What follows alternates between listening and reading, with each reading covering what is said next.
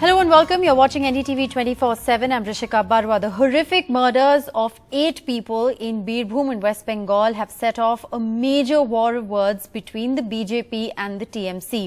The victims were burnt alive soon after the killing of a local TMC leader.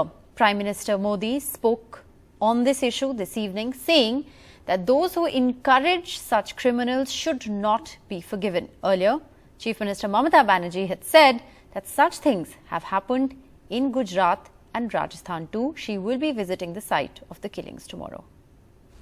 मैं पश्चिम बंगाल के बीरभूम में हुई हिंसक वारदात पर दुख व्यक्त करता हूं, अपनी संवेदना व्यक्त करता हूं। मैं आशा करता हूं कि राज्य सरकार बंगाल की महान धरती पर ऐसा जघन्य पाप करने वालों को जरूर सजा दिलवाएगी। मैं बंगाल के लोगों से भी आग्रह करूंगा कि ऐसी वारदात को अंजाम देने वालों को, ऐसे अपराधियों का हौसला बढ़ाने वालों को कभी माफ न करें। The Honorable Prime Minister, looking at the enormity of the carnage, and we have not seen such kind of carnage in recent history, he has reacted it. He has touched our sentiment. He has given a directional approach, and he has generated an obligation for all of us. Nothing can be painful in democracy than women and children being burnt alive. I will say no more on the issue. These images of people burnt to death, even women and children, has sent shockwaves across Bengal. 8 killed in all, said to be in retaliation by a mob after the murder of a Trinamool Congress leader in a village in Birbhum district. The governor clashed with the chief minister, with Mamata Banerjee saying he should refrain from making sweeping statements, but the chief minister on the back foot, saying she will visit the site and that no one will be spared. রামপুরহাটে একটা ঘটনা ঘটেছে, দুর্ভাগ্যজনক ঘটনা। সঙ্গে সঙ্গে আমরা ওসিকে close করেছি, OC সরিয়ে দিয়েছি, এসডিপিও কে সরিয়ে দিয়েছি। এটা বাংলা, এটাই উত্তরপ্রদেশ নয়। আমিও টিম পাঠিয়েছিলাম হাতরাসে, আমার এমপিদের ঢুকতে দেওয়া হয়নি, কিন্তু আমাদের এখানে আমরা এগুলো করি না, আমরা সবাইকে অ্যালাউ করি। The BJP though demanding president's rule. पूरा स्टेट का हालत बहुत गंभीर है। पिछले एक हफ्ता में 26 ब्रूटली मर्डर हुआ है बंगाल की माने डिफरेंट पार्ट में। बंगाल में तुरंत सेंट्रल को हस्तक्षेप होना चाहिए, ये हम लोग का मांग है। कानून व्यवस्था पूरा के पूरा बंगाल में खत्म हो गया। The Calcutta High Court also took up the matter and ordered the state government to immediately install CCTV cameras at the scene of the crime. It also ordered a forensic team to visit the site and for the police to protect witnesses. With Saurabh Gupta, Anusya Mathur for NDTV. And in a landmark judgment, the Karnataka High Court has allowed framing of charges against her husband for marital rape. The court said the institution of marriage doesn't confer any special male privilege or license for unleashing of a brutal beast. A brutal act of sexual assault on the wife against her consent by the husband can be termed rape. This is what the court has said today, adding that such acts of husbands scar the soul of the wives. Now remember, marital rape is not yet a criminal offence in India, despite years of a campaign. And on to the other big development. It's a second straight day for fuel prices being hiked. Petrol and diesel has become more expensive as Brent crude went over by 3%. The opposition protesting against the steep fuel hikes. For the second day, petrol and diesel prices were hiked by 80 paise, the steepest in over 2 years. Among the metros, Petrol is the costliest in Mumbai at almost 112 rupees a litre and diesel at 95.85 rupees a litre. आम जनता परेशान है, आए दिन petrol के पैसे बढ़ना, diesel के पैसे बढ़ना, जो आम जनमानस की चीजें हैं वो दिन पे दिन बढ़ती जाएंगी। गैस सिलेंडर देख लीजिए। सरकार ये भी कहती है कि हमारा नियंत्रण नहीं है इसके ऊपर, लेकिन नियंत्रण नहीं है तो इलेक्शन के वक्त तक क्यों बंद था? आम आदमी की हालत तो ऐसी कर दी है कि उसके घर में राशन चलाना उसका मुश्किल हो गया है। मिडिल क्लास को के लिए तो ये काम ही नहीं कर रही है ये सरकार। अभी ये तो क्या, ये पहले भी बढ़ते आए और अभी भी बढ़ते ही जा रहे हैं और आगे भी बढ़ते रहेंगे। जैसे कि अभी इकोनॉमिकली हम लोग तो वीक ही होते जा रहे हैं। The ruling BJP's defense that it's a global crisis and the hike is lower than several Western nations. 80% से ज़्यादा ऑयल जो है वो हमें बाहर से लेना पड़ता है और उसका इम्पैक्ट आज युद्ध की वजह से, यूक्रेन युद्ध की वजह से आज जहां पूरी दुनिया प्रभावित हुई है, अब 20% से ज़्यादा यूके में बढ़ा है, 20% से ज़्यादा यूएस ने बढ़ा, इसी दौरान बढ़ गया है, जर्मनी का बढ़ा है और भी जितने भी देश हैं सब प्रभावित हुए हैं। यहाँ पर 1% से भी कम जो है वो इसका प्रभाव अभी पड़ने दिया गया है। रोजमर्रा की चीजें हैं उपयोग की, जैसे दूध है, अन्य चीजें हैं, ये सब बढ़ गई, एक दिन में कीमत बढ़ गई सब। आम आदमी को ज़्यादा दिक्कत न हो, दिक्कत तो बहुत ज़्यादा हो ही रही है, लेकिन दिक्कत को कम करने के लिए ये गवर्नमेंट का दायित्व है कि उस पर सोचे, विचार करे, पुनर्विचार करे और रोल बैक करे। Today's hike has also put the focus back on the high taxes by the centre especially, but also the states. This is around 45 to over 50%, depending on the state you're in. By increasing the price of petrol and diesel twice in last 2 days, the oil companies have given a clear indication that they are planning to revive the daily price revision mechanism, under which the prices of petrol and diesel in India are revised almost daily in accordance with the trends in the international oil market. If the Ukraine crisis deepens and the price of crude oil becomes more expensive in international market, it would have direct impact on the price of petrol and diesel in India.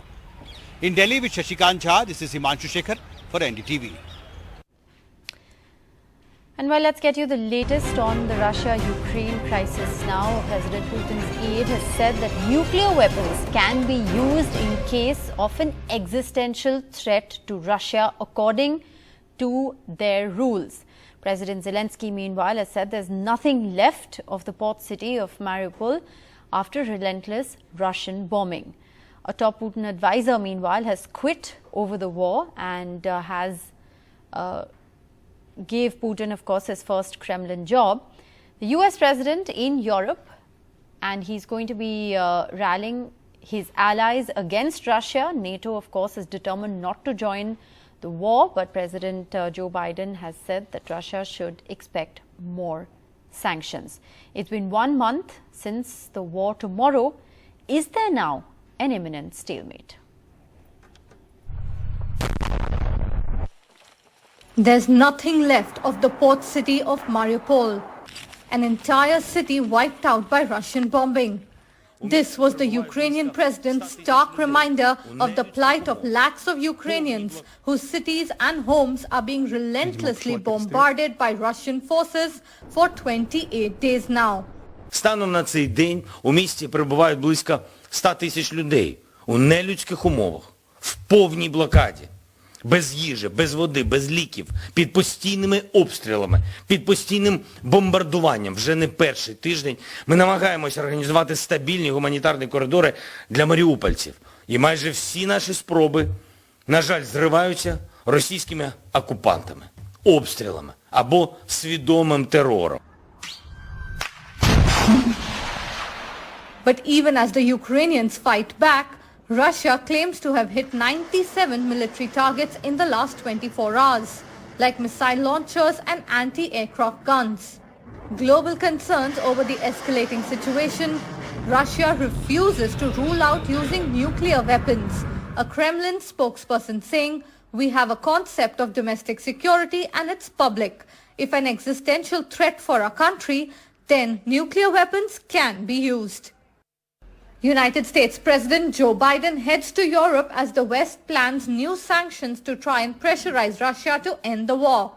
Biden will meet NATO allies, G7 leaders and European Union leaders. Die NATO wird nicht Kriegspartei, da sind wir uns mit unseren europäischen Verbündeten und den Vereinigten Staaten einig. Meanwhile, China's Foreign Minister Wang Yi is reportedly coming to Delhi in the next couple of days, the first visit by a senior Chinese minister since the border standoff in Ladakh that began nearly 2 years ago.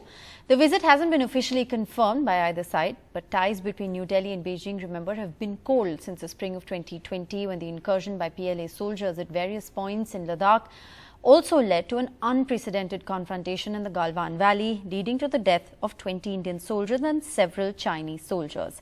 The militaries of both countries have held several rounds of talks with little success so far.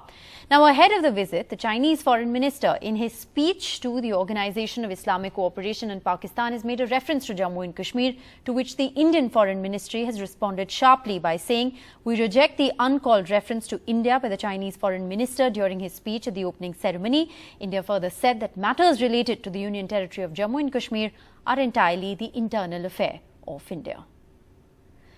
Now, income tax raids were carried out at the offices of Hero Motors today, as well as the home of its chairman, Pavan Munjal, one of India's leading and best-known industrialists. Tax authorities claim this was on suspicion of tax evasion. Hero Motors has denied any wrongdoing. Over 100 tax investigators fanned out at offices and premises of Hero Motors, India's leading two-wheeler company. The searches happened across 3 states, Delhi, Haryana and Punjab.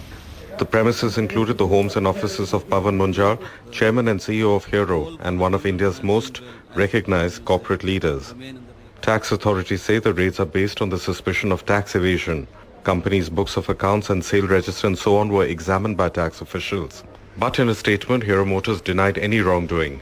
It said, "The tax department visited 2 of our offices in Delhi and Gurugram and the residence of our chairman and CEO, Dr. Pavan Munjal. It said they've been informed this is a routine inquiry, not uncommon before the end of the financial year, and that they reassure all our stakeholders that it continues to be business as usual.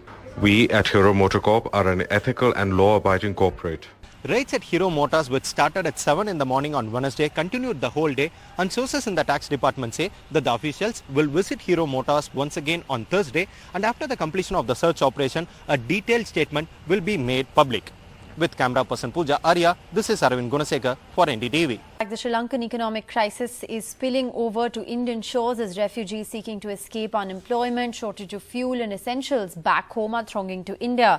The Sri Lankan president has sought the help of the IMF to help tide over its worst ever foreign exchange crisis.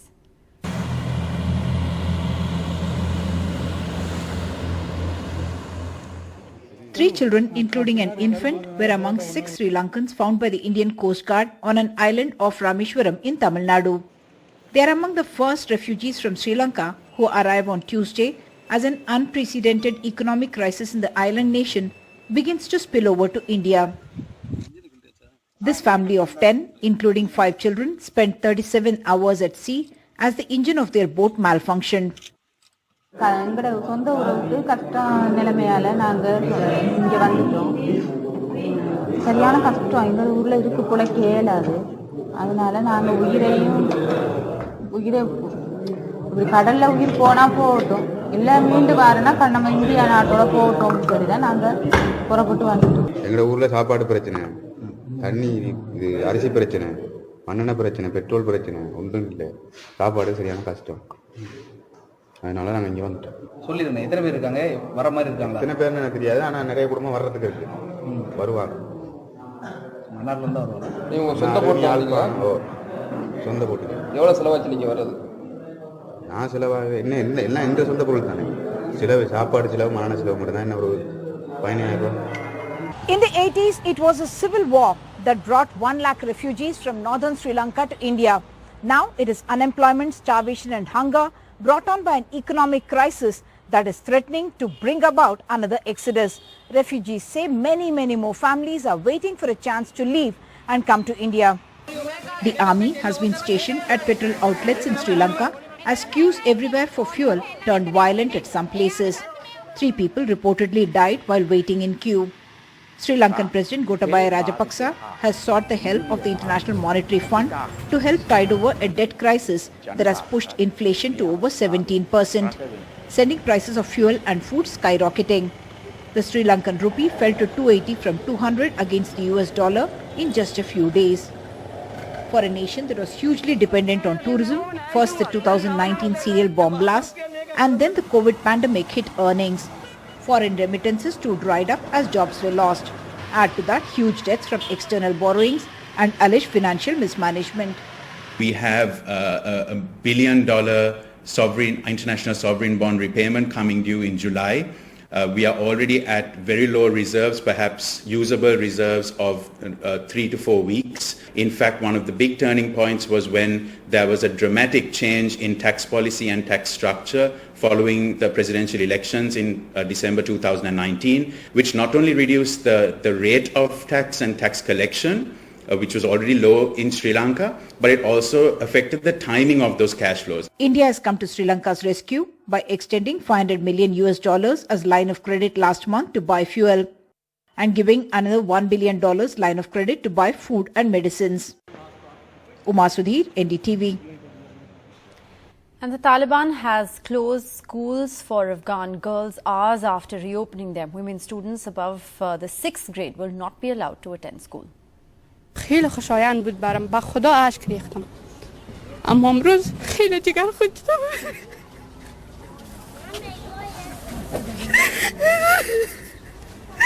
چی بگویم چیزی گفتن نمیتونم.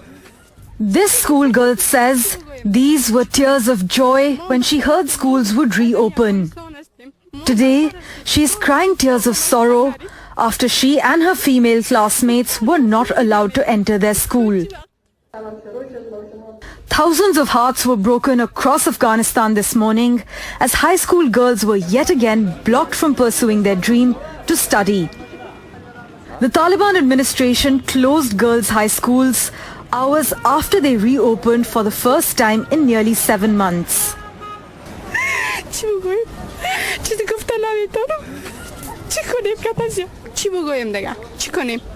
ما هم دختر هستیم ما هم از افغانستان هستیم ما هم بشر هستیم انسان هستیم چرا ما مکتب نریم حق داریم انسان هستیم انسان اینمی بدتر هستیم اینا که حق داره که برن یک جای ما هیچ ضرورت نداریم.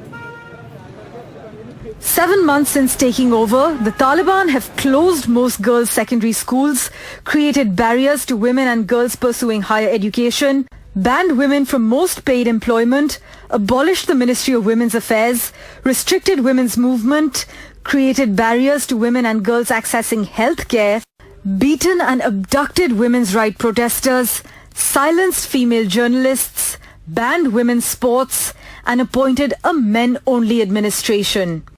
Meanwhile, the US ambassador to Kabul has expressed concern over the Taliban's sudden U-turn on schools for girls, saying it contradicts many Taliban assurances and statements. While the Education Ministry acknowledges authorities face a shortage of teachers, barriers to girls returning to education remain, with many families suspicious of the Taliban and its policies. But this sudden ban, though, does put the spotlight back on the importance of equal access to quality education for all and academic freedom under the Taliban's draconian regime. Parmeshwar Bawa for NDTV. That's all the time we have. Good night and thanks for watching.